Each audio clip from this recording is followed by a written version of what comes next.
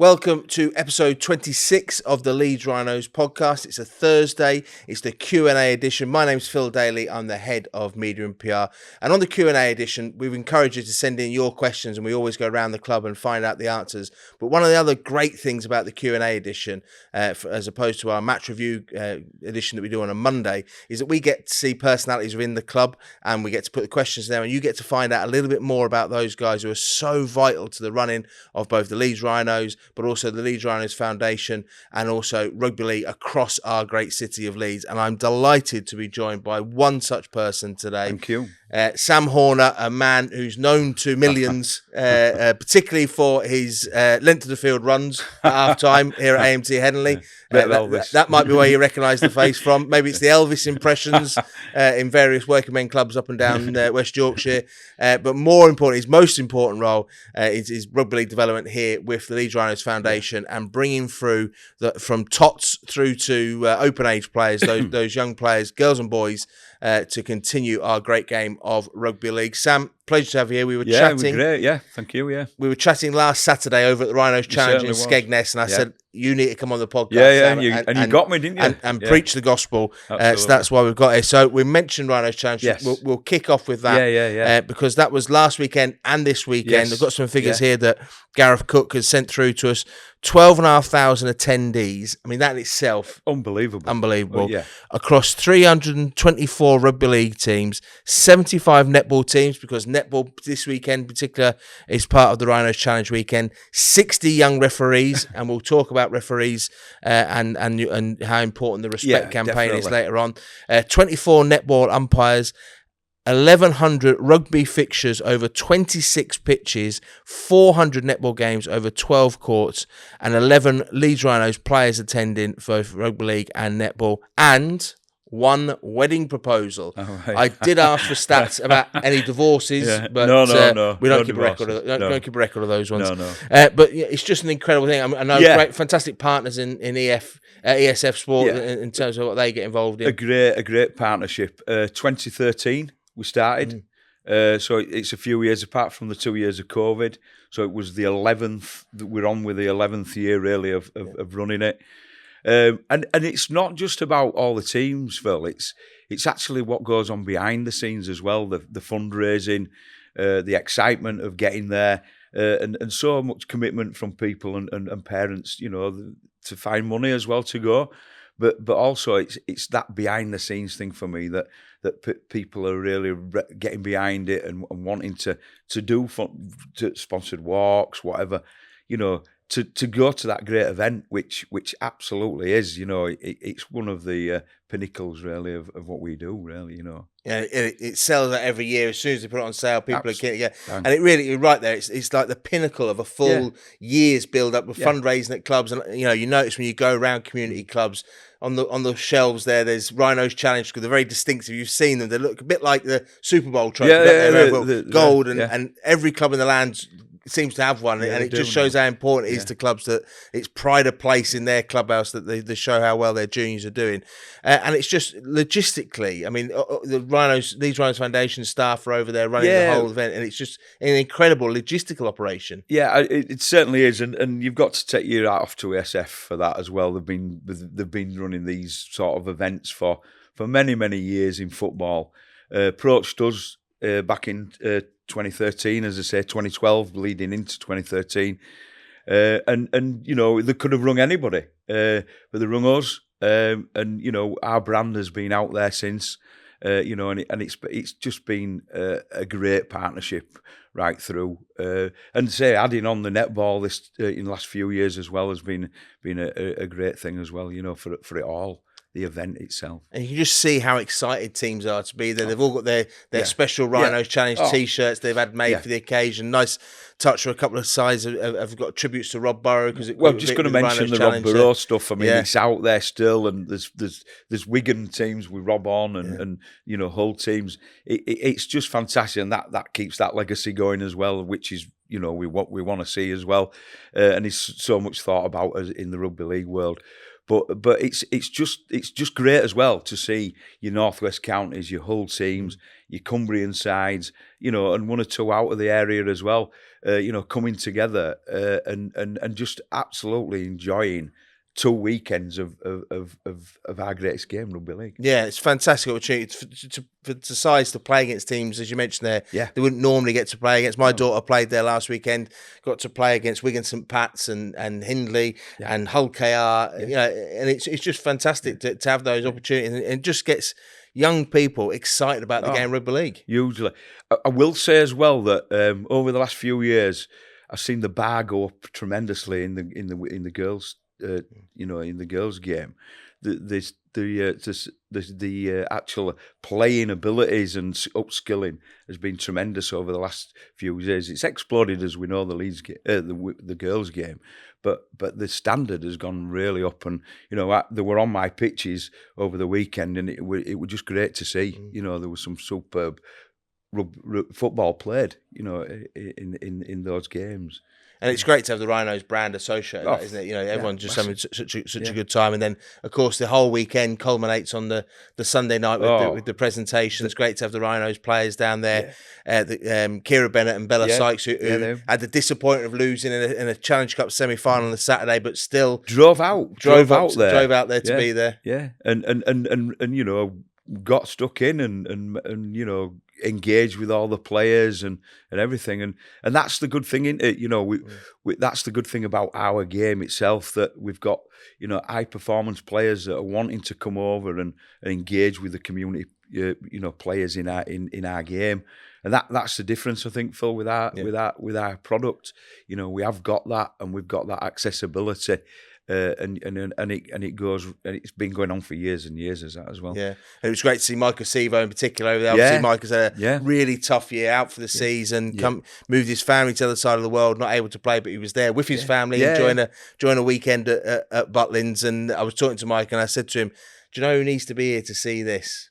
Luke Keary." Yeah, he does. He's disparaging comments about the game in this country. Absolutely. He needs to be here to see this, because to these kids, rugby league is very much alive and kicking. I'll tell you now, and you've got some stats there, but we've got loads of other programs that we're doing. It ain't just Rhinos Challenge. There's our game is so vibrant in this city and in our country. The grassroots level is growing and growing. Just for instance, this year, out of 20 clubs that are running junior rugby league in this city, there's 19 under sevens, teams. Yeah. There's only one team that isn't running one. That growth has gone up 5 teams from last year at under sevens. It's huge, Phil. It's huge, and we do so much. Our programs are so embedded in this city itself. Yeah, I mean, I've no stats or empirical evidence for this, but I think our biggest challenge as a sport is to just get kids playing the game, because once they do it, they love it, and there's so many kids who go. Football is the big all-consuming black hole, isn't it? Just there's so many football. You only need to drive around Leeds on a Sunday morning, and there's football pitches everywhere with kids on, and so many of them are playing in the 5th, 6th, 7th team just to play a bit of football. Well, actually, some of them kids, they might be better suited to playing rugby, putting a rugby ball in their hands, whether that's league or union, because certain kids are rugby players, and it's brilliant. There's now opportunities for parents to take the kids down to their local rugby league club and get them playing at that level. Yeah, I mean, we've done the primary offer that we've put out this year as a rugby league development department has been great. I mean, we've gone through. We talk about community coaches, and their development is imperative to it all, because we need more coaches, and we can create better players as well through better coaches. But when we look at our offer, we've had 4 primary rugby league workshops for coaches in our area, and lots of engagement with taster sessions for new teams within our department, for taster sessions for under 7s and 6s that we go out there and engaging with all the 20 clubs in the city to increase participation. And that's going on on a monthly, weekly basis. You know, we're doing it now. We've done it this week again. We've done tasters. We've done parents' workshops. I've been up at Sherburn Bears this week looking at respect workshops, which we'll talk about. So it's not just about actually the playing. It's actually about better environments and better coaches. And that's what we're doing. We're actually engaging with not just the throwing the leather around, as I used to say. It's all about getting better environments as well in our game and better people. And I know we've spoken about the tweaks to the game at that very, very beginning stages that has actually opened up the sport to even more kids. Yeah, we've seen that as well, and that goes in with the stat that I said earlier, Phil. Of I had coaches coming up to me the year before when the tag came in and saying, I'm taking my kids to wherever. I says, well, I don't know where you're taking them because they play tag at that age in rugby union. So, you either stay in the game or you don't. I've had that. I've had that a year ago. Now I'm getting coaches coming up to me and saying, the kids are playing with freedom. They've got tags on, but the skill levels are going up. We had 5 more under-7s this time than we did last year. So that shows you that there's maybe, like you said, maybe another type of kid that's getting attracted to the game because it's not as physical. And those stats prove it themselves, So 5 more teams at under-7s at tag is not walking away from the game like they were threatening to do. They're not. At the end of the day, they're progressing, and we do the indoor touch in winter, the indoor tag, and touch. We've got teams wanting to come on that and getting engaged in that. I'll give you something there. So Franny Cummins, he brought his team when they were little. I mean, Mitch is 21 now, and Jackson's at 17. But he came all those years ago, and I've been doing it for 18 years. 5-a-side. Non-competitive stuff, loads of upskilling, and he swore by it, And he said that his team had improved.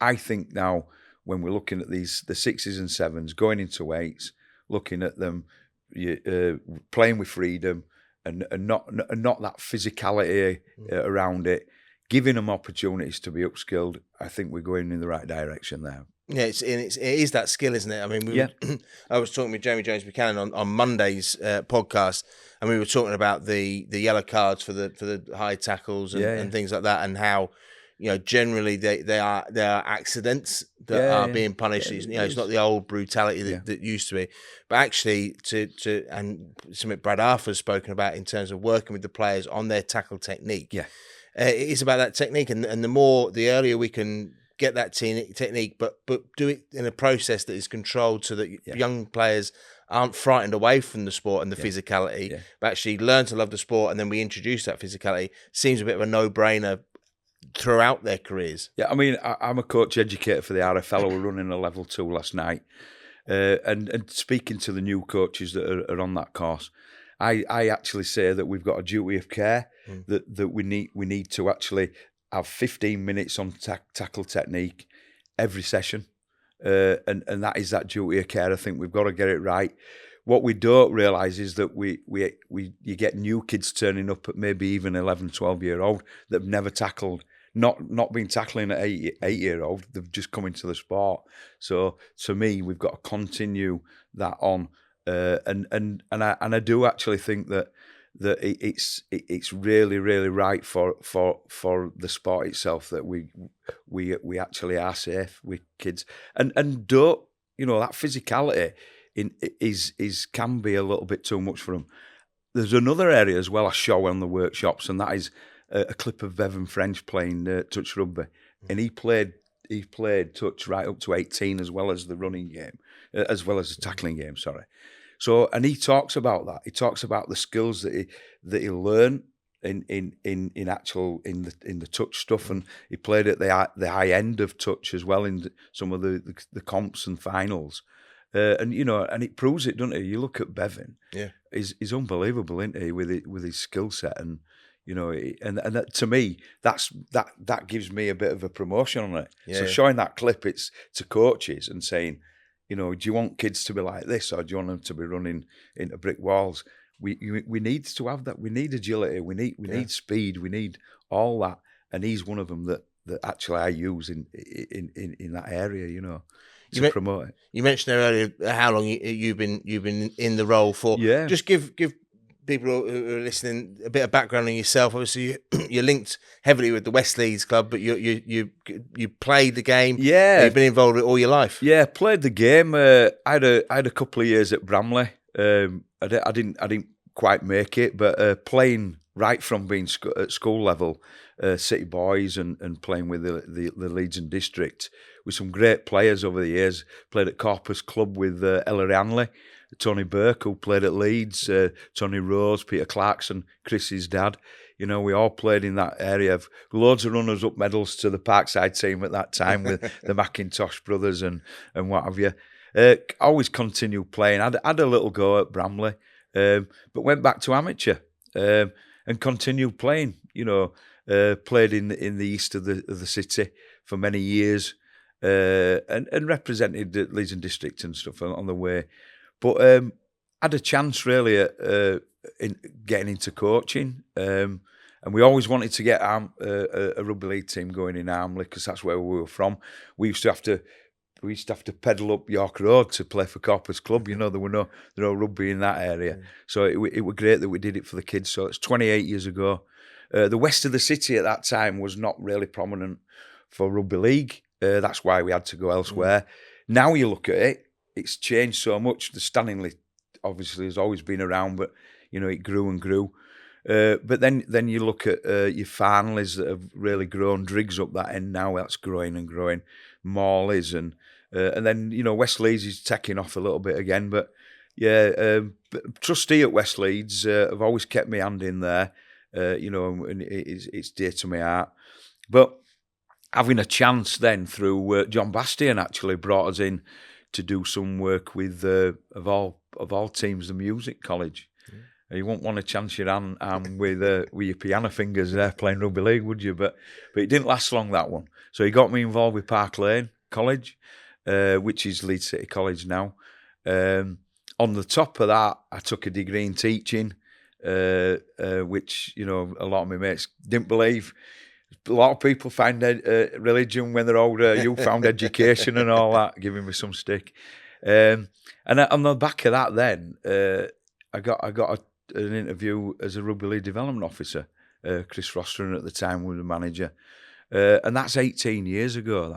That prior to that, I was brought in with Stuart Wilkinson as 25 years ago as a scholarship coach, working with John Tanzi when he were about 15 and some of the other guys, you know, Scott Morells. He kept you on your toes. He certainly did. That was a tough intake, if you like, on that tough cohort. That one, yeah, there were some characters in there, and then I ended up working with Paul McShane and Chris Clarkson. That were a nice group to work with, and you know, and then working with the service area as well. So I got involved that much in with coaching. I ended up being a development officer as well and teaching alongside it. So it's been a great journey doing this, and I'm still putting it back in. And for me, that's it. It's actually putting back in and seeing our greatest game in the world. I always say, you know, progress and grow and just on about it with Cookie before I come here. You know, people don't realise how much we do in this city. You know, when you look at the stats of RTP now, it's 500 players. The North-South is in its fourth year after it was brought back. We did it over 10 years ago. We've brought it back in its fourth year. There'll be 300 players at 14s, 15s, 16s and 17s, 18s combined playing again. Now, that's for non-scholarship players. So there's a pathway there created and growing for those kids that don't get a chance at scholarship and to be looked at and seen. And we talked about it earlier about kids, you know, getting picked up at 16, 17 sometimes, you know. Rhino was 17, as we know. Different then a little bit, but it wasn't in the system. But there is kids out there that that mature differently, and I think the North South is there for that. It isn't just there for that. It's there to retain players in our game and playing right through an NCL or where it open age, because there's some vibrant stuff going on in clubs in the NCL, and and some great sides in Leeds, as we know as well. It's a good standard. So to keep these kids playing, we need these programs. So it's so important that we have these pathways. But there's also another area of that for me, and that is the coach's pathway. I had that opportunity, Phil, when I was younger to have that pathway with Leeds and District and the service area and the national camps and regional camps. All that's coming back, and we need to upskill these coaches. And we're working with about 20 odd coaches now. And then we've got a coach coordinators program going on for clubs. There's loads of stuff going on. Sorry, I'm chatting, but that's me, innit? It's all fantastic. But I just love what we do, and it is making a difference. Yeah, and if you need any details on any of those programs, make sure you keep an eye on the Leeds Rhinos Foundation's website, and all the details on there. I can say categorically, the North East South program is absolutely fantastic. If you've got a child playing who's in the under 14s, 13s, and 14s. 14s it is now. 14s upwards, yeah. 14s upwards, and they haven't been picked up with scholarship. But actually, they want to develop their skills. There's a training program once a week where they build into it, and they get to make new mates from all different clubs and really test themselves in a different environment, perhaps out of the comfort zone of their own club side. And then they get to play the game, get to pull on a Leeds Rhinos shirt for the game, and that means so much to them. And it's great that so many clubs last night the under 15s played a Wakefield team, and great to see those lads get the opportunity to play a level of representing rugby. And I think the important thing, exactly what we were saying before about Rhinos Challenge, it gets those players excited about rugby league, and it's not just they love playing with their teammates in the league and trying to get to a cup final, all that sort of thing, but actually having another level to it, it really does get excited about the sport. We got rep rugby, is great, but I will say our programs are development programs, so that it's not a selection. So everybody's open to that, and everybody will be engaged in it as well. When you look at the RTP stuff where they're playing Wakefield and stuff as well, that's brilliant. I think that's fantastic that we play in other areas. There's a bit of pride in the North South though, because we've got the Unslit Club on board with that, and they are really engaging with us. The Unslit Club, in fact, all the games this year are either played at Unslit or are played at Headingley. And how good's that for a kid? Even if you don't make it to the top, you'll always remember stuff like that. They all get a badge as well with the North South on. Something that I've still got when I was a kid, my city colours and my Leeds and District colours, and that for me is part of it as well. It's that remembering and bringing players in to shake hands with them, and characters within the game that are from Unslet and Leeds that have played ex-professionally, and they're coming in and engaging as well. So we've got the buy-in from Unslet, buy-in from our great club, as we always do. So the programme is a very professional programme, but it also gives those kids that make them feel a little bit special. We need that. And you're right. It's not selected. There aren't scouts going out picking up play. You literally, as a parent or a carer, go on the website, you fill out the details, send it in, and then you get all the details through. And they just go and they just get the chance to play the game they love and see where they can go from there. Absolutely. We talked about your long service. It was it was recognised last year by the Rugby Football League as well. Yeah, I find it hard taking stuff like that. In fact, I think that within that 18 months I got 3 awards, didn't I? I got the club person, didn't I, and the Joe Warham award as well. But and then I got the role. Role of honour at the RFL, going over there and accepting that. It was fantastic. It were nice. It were nice, Phil. But I always find it a little bit like, I do it because I love it. Well, if you won't talk about it, Sam, we will. We'll put you on the spot. Thank you. We've mentioned briefly earlier on about match officials and the respect campaign, Yes. which I know you are a passionate advocate for. We mentioned there was 60 young referees involved at Rhino Challenge over the 2 weekends, and bringing through the next generation of referees. Do you want to tell us a bit more about that? Yeah, I mean, we've got the Wigan Widnes and some Yorkshire societies involved with that now. So it's spreading out as well. It's not just Yorkshire based, but the standard's gone up as well. We've talked about that throughout that weekend about how great some of these young referees are. I'll give you that example as well that I spoke to you earlier about the control of a young 14-year-old player that there were a bit of a scrap going on, like sometimes it happens in our game. But how he controlled that, he brought the two players in and the coaches, and he says 5 minutes off, 5 minutes off. And he told the coaches it can't continue like this. And then they come back on, did a bit of swearing at him, stopped the game again, had a word with him, he says they're off next time. Didn't call the game. He made sure it carried on for the rest of the kids to enjoy, and he controlled it right. Shook his hand. And it wasn't just that occasion. I saw that on quite a few occasions. It's a programme, Phil, that we need referees. We run Referee the Rhinos programme. We've got 5 that have come through this time that are in societies, and we'll be doing that year on year. Referee the Rhinos, working with Ben Thaler this year, who runs the side of it for the qualification, and we run the workshops leading into it, giving them opportunities to work with us within our programmes. Coaching in school comps and definitely going on the Rhinos Challenge stuff as well. So the opportunities are not just for players, but we need the standards going up for them as well, don't we? And the good thing is they're doing it in other areas as well, because the Wigan and Widnes kids were there, and it's fantastic. Though. Yeah, I mean it's an old cliche, but it's still true.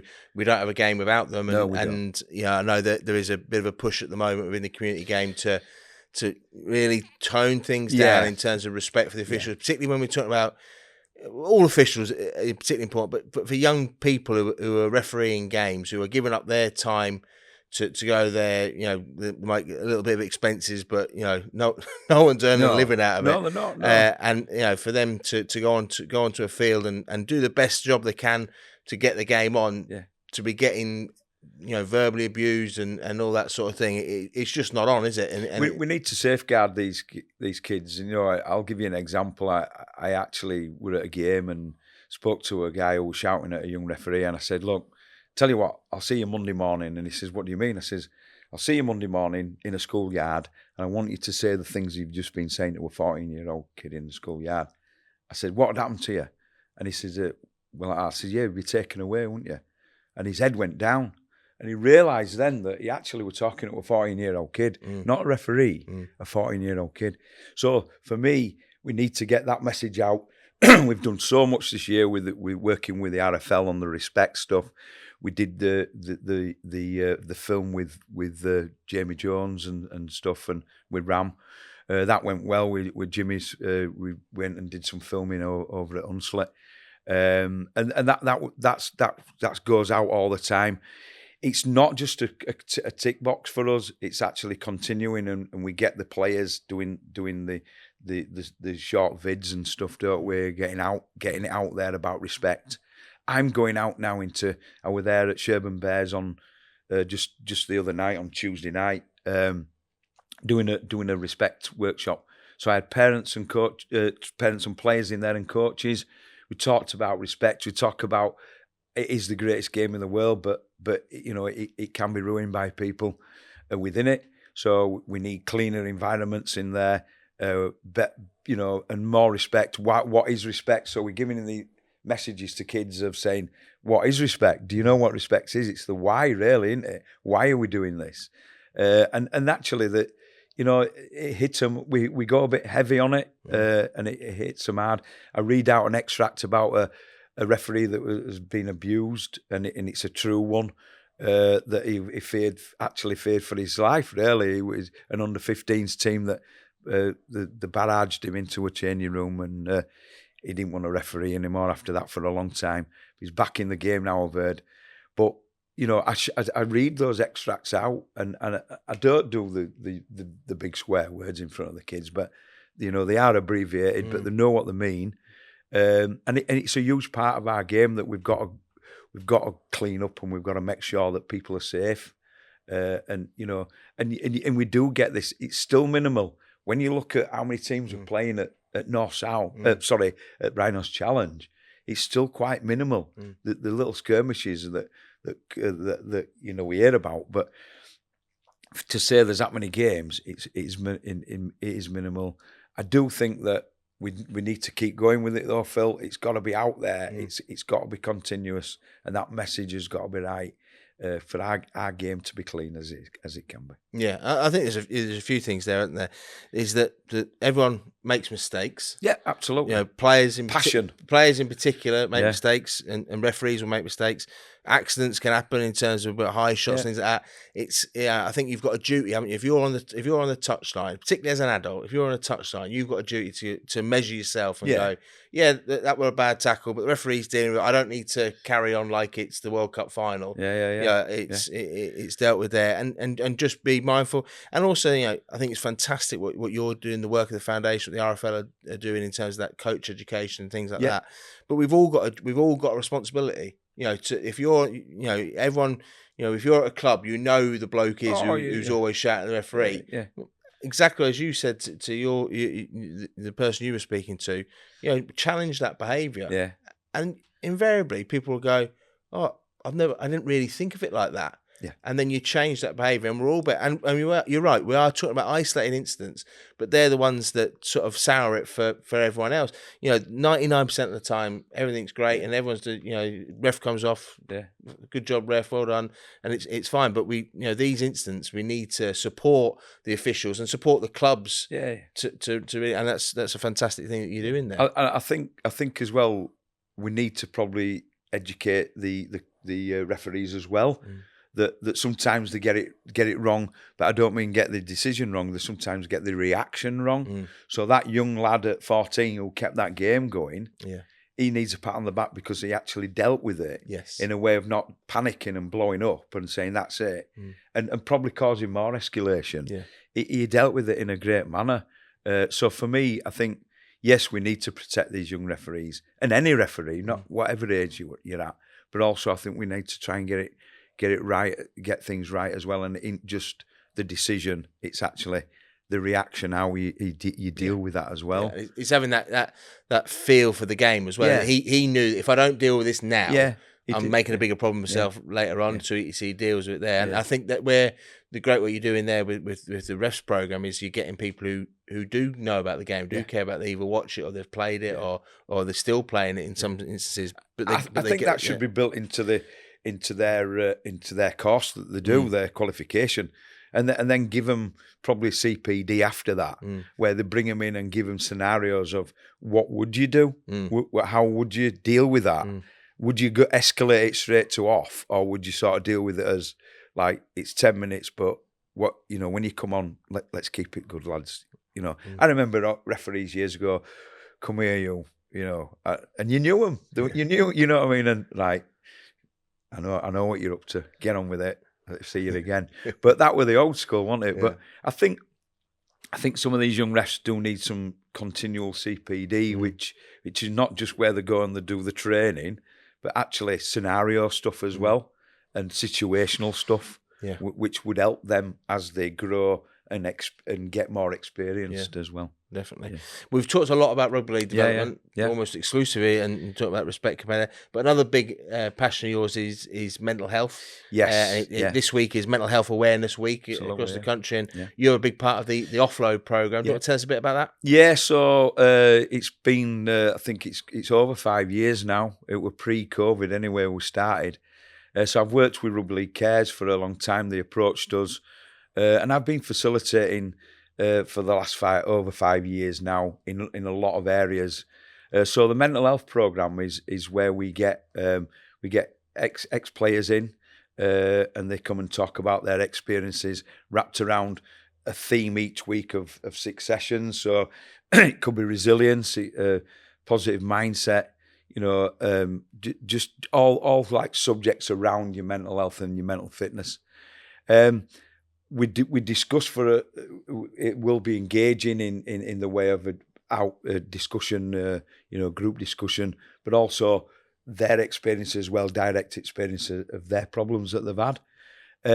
It's worked fantastic. We've worked with all the fire stations in Leeds, community centres, community clubs. Look, quite a few community clubs now. We've been out there, and just community groups as well in and around the Leeds. Some tough ones. We've just done the Armley men's group in Armley. So really tough gig with that. So much great feedback, Phil.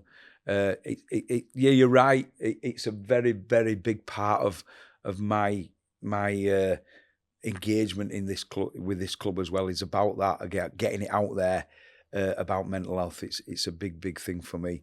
Videos, I've done loads of videos over the years and engaged with a lot of people, and also wanting to promote it in not just in rugby clubs as it started, but all areas of this, the city.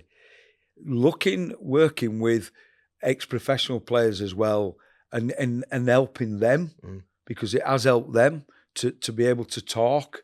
It is a bit of a men's thing, but we've just been working with Aspire workers, and that's been ladies and actually men as well.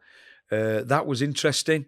We've had Damien Gibson, who a player here, as we know, working working with a women's group, and the feedback was superb. How we delivered, and that's been great. That's a win-win-win for me, that we actually can engage with ladies groups as well, and they're comfortable talking about the mental health. It's not all crying and what have you. We have a bit of fun. Yeah. We have a bit of a laugh. And we do it with a bit of a smile as well, but we do get down to the personal side of things, and the thing for me is when it's the win-win-wins. So I've had people ringing me up saying, you've actually saved my husband's life through Offload. I'm having a bit of a gulp now, because it's one of them for me. It's quite emotional when you get that feedback. So I'm a massive advocate of Offload.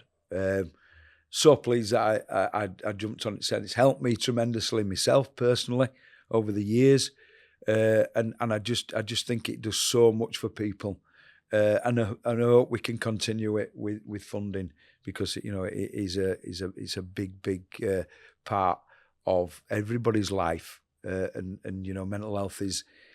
mental health is the same as as physical health. You've got to be right there as well as being fit, and we call it mental fitness. So for me, people need to know more about it. We can hopefully get more funding, and we'll get it out there more and more. But yeah, it is a big part of my life now, Phil. I mean, it's a huge area. We talk so much about mental health now, don't we? And as a club, I know the club take it very seriously. Nigel O'Flaherty-Johnson and Helen Schofield do a fantastic job with our men's and women's teams around that side of things. And it must give you so much satisfaction. You mentioned that call there, and then there's the ones you never hear about, but that you've sowed the seed that's then flourished with someone. The knock-on effect and literally saving people's lives and changing people's lives must give you. Kevin Sinfield talks about the ready breath glow. It must give you that glow where you feel that you've made a difference. Yeah, I know what it means there. You get a warm feeling inside that you've put something back. I get that with rugby league as well. Actually, it's that putting back thing, isn't it? And that's why I do it. But yeah, this has been a little bit of a different level, if you like, because you're working with people and you're working with emotions, and I've learned so much as well over years, and I've learned to listen more and actually let people do their stuff, and that understanding of people has been a great tool for me. But yeah, you're right. The impact has been huge, and the thing is, it's evident. The good thing is the evidence is, like, we're working with Aspire workers, and we work closely with them anyway with the disability stuff and engagement. which is a huge part of the foundation as well, as we know, and the impact that has in our city is unbelievable. But when you get in the Spire workers, their actual input at work is better, output at work is better because of it. You're getting people feeding back saying, it's actually totally changed me as a person. That's when for me they get that warm feeling that Kev talks about, and may it continue as well, Phil, because it is a big part of my life now, and I hope it does continue. Fantastic stuff. And if you want to help Sam continue that incredible work and the incredible work the Leeds Rhinos Foundation do, make sure you go onto the Leeds Rhinos Foundation website. There's loads of information there. Get in touch if you're a company that wants to get involved to enable these programs to continue. We're always looking for partners to get on board. You know, that Ready, Brett, Grow, that feel-good factor, that fire in the belly can be with you and your company as being part of the Leeds Rhinos Foundation. So get in touch, particularly the Rugby League Development Plan. We need funding to coach more coaches, to teach more kids, to start more sides up, keep clubs going. That all takes money, as we all know how the world turns. So if you want to get involved, make sure you get involved. We had the recent stats that came out about the impact that the Leeds Rhinos Foundation has on so many areas within our great city of Leeds. So do get in touch. And if you feel like anything we've talked about you need some help with, there's lots of information on the Leeds Rhinos Foundation website where you can maybe sign up for some of these programs and get involved, because it's a fantastic thing. Talking about feel good factor, we had it last Sunday here with the marathon, and what a day that was. I know you guys were obviously away we in were over Skegness, there, but and we miss it every year. But I mean, the thing with this club, Phil, is that's going on. You've got that going on, 2 huge events, and it's us again, isn't it? Yeah. We're engaged, and it's just embedded into this city, isn't it? That event is absolutely just embedded into the calendar now, and you're talking about what the waves that things make, which we've been on about, haven't we? Really, what development officers do and waves that you make, that must be making some right waves through the city now over the last second time this time. Yeah. And entries are open now for next year. If anyone's been inspired. Going out there, Unfortunately, you'll be at Rhinos I'll be at Rhinos Challenge. But I do the 10K. I do the 10K. Oh, and places available for the 10K. 10K as well. Get that Run with the Rhinos. So if you that's a direct way you can help support the foundation. Absolutely. Sign up for a Run with the Rhinos. And 10Ks are just about nice for me. Is that about your? But it's about 10K too far for me. But, I managed to get round that one, mate. Yeah, really good. So some exciting times, and of course, can't let you go. Some exciting news this week. Leeds Rhinos are going to Vegas. We've always had. You might not know this. We've always had a little bit of Vegas right here at the Rhinos anyway, because you are West Leeds' answer to Elvis Presley. Oh yes, rock and roll rugby league, ladies and gentlemen. Thank you very much. Yeah, but I mean. That started in lockdown, Phil. I don't know if you know. I do remember got the YouTube channel Elvis Coaches Rugby League. So Cookies turned around and he says, "Can we all do some online stuff, for the kids for coaching and doing a bit of physical training?" So I thought, why not do it as Elvis? Yeah, why not? I remember we were doing deliveries to people's houses, and you turned up at some lady's house in the middle of COVID and serenaded her whilst dropping off some bog roll and a tin of beans. I certainly did, and I'll tell you a little bit of a tale about that lady. So we got about 14 staff involved in lockdown. We did 18 months out there delivering food all over the place. So we got involved with New Wortley Community Centre. So I thought, well, why not put my Elvis wig on and we'll serenade? So I go to this house and I'm talking to this lady and she comes to the door and says, would you like an Elvis song? Absolutely. So I give her a bit of, The Wonder of You and all that. So we did a bit of that with my wig on and my coat, my jacket. Went all over doing that, glowing, I'm smiling, saying it, that glow feeling again, that give back. But there were times, with tough times, wasn't it? COVID.